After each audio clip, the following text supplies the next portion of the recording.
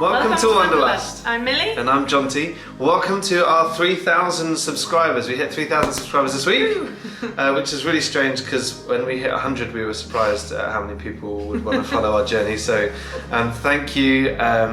Yeah, we're kind of blown away, really. Yeah, thank you so much. And we'd like to also say a thank you to our patrons who have continued to support us. If you think sponsoring us and our content is something that you'd like to find out about, we'll pop the link below so you can have a little read about that and get involved if that's something you want to do.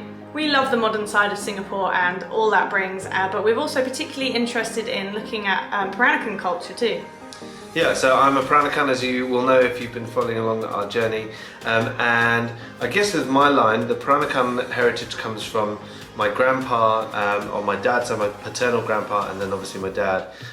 Neither my paternal grandmother or my mum are Peranakan, and so from what we understand, the Peranakan heritage is something that is usually carried by the women of the family, and so it's kind of been lost along the way. I don't really know too much about it. I know that I'm Peranakan, I know some Peranakan foods, and that's brilliant. But we're starting to find out more about what the culture actually is and the culture that Peranakans used to have. Yeah, we found a tour of a Peranakan house, which is incredible, and we took a heritage walk around the Peranakan area of Joo Chiat. The original house is single floor, and the owners had really built the upper levels. We headed to the Intan, where we were met by the welcoming host Alvin, who's been collecting Peranakan items since his early teens and has transformed his home into a beautiful treasure trove.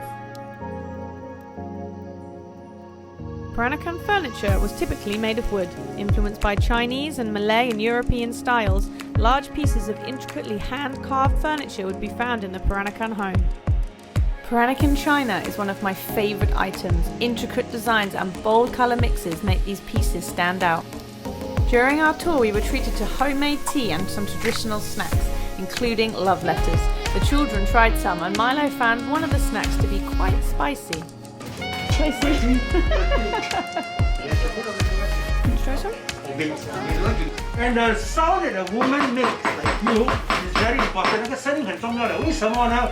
Because you never know who could be wandering behind.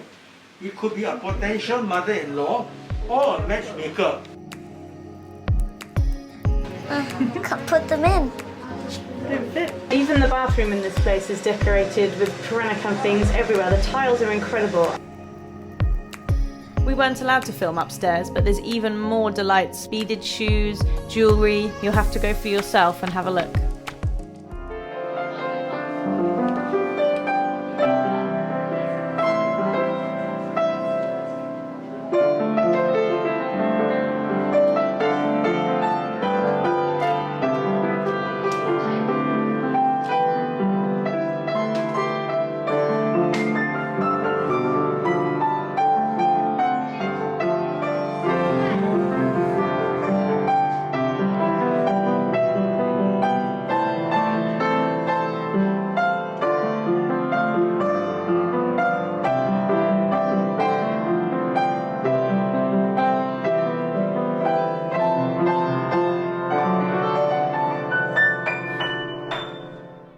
After our tea and snacks, we headed for a walking tour around the Joo Chiat area, famous for its Peranakan homes, beautiful colours and listed buildings.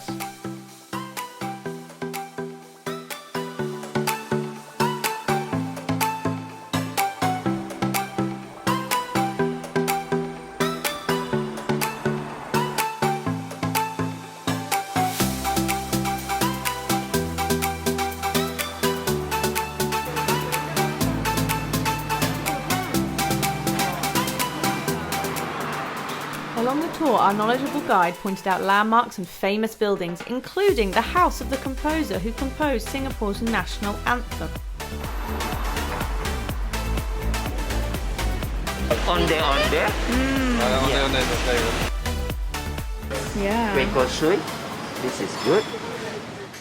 Historically, Peranakan women would have had to been able to cook and bake, and in particular kuehs, and also there's lots of beading that you would have seen on the shoes in the museum. So I would have been judged on those, so hopefully with this video Jonty's mum Margie can see that I am good at making kueh. She already approves, it's fine.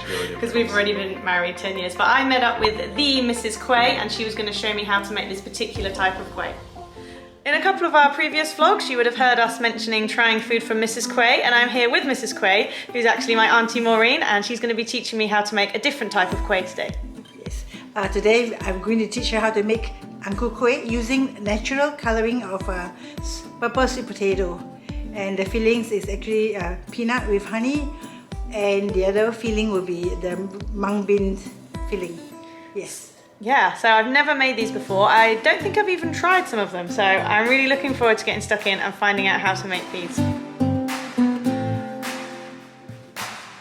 We've got dried mung beans, which have been soaking for a few hours, and we've got to steam them, which will actually make the filling inside our kueh. Just rinse it. Soak this for almost 1.5 hours.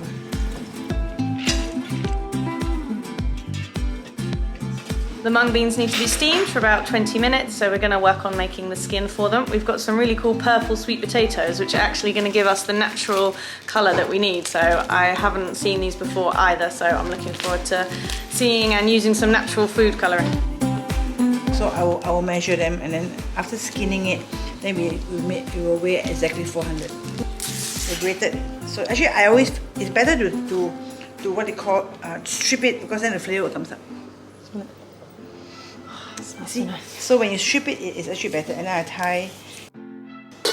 When we had our afternoon tea the other day, we talked about the Pandan chiffron cake, and that's the pandan leaf that is used to make the green colouring. You're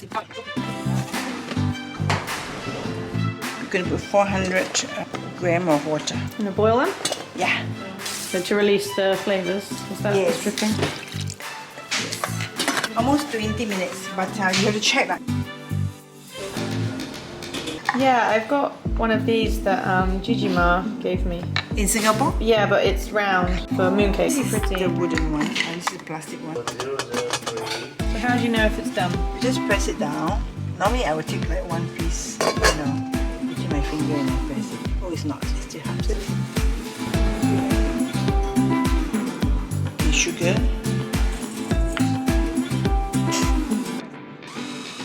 This is the mung bean filling, just mixed with a bit of sugar. It tastes really good. So we're going to cook it on the hob now, and then it should come together to form a dough, which will be the filling.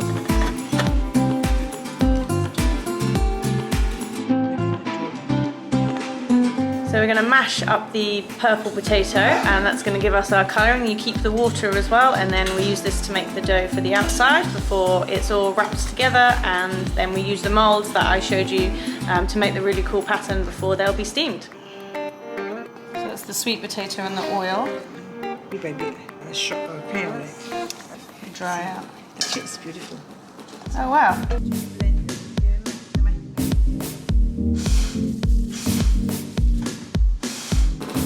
Filling. It's quite big though, I feel.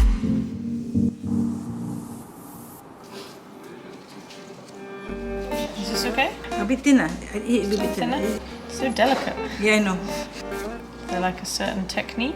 Oh no. You push it in, and then you put your hand in. Oh, okay. Because you need to cover this up. Oh.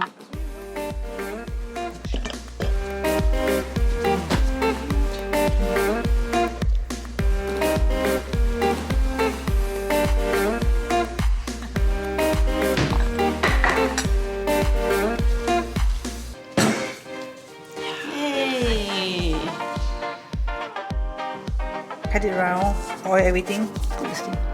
That'll be the next stage.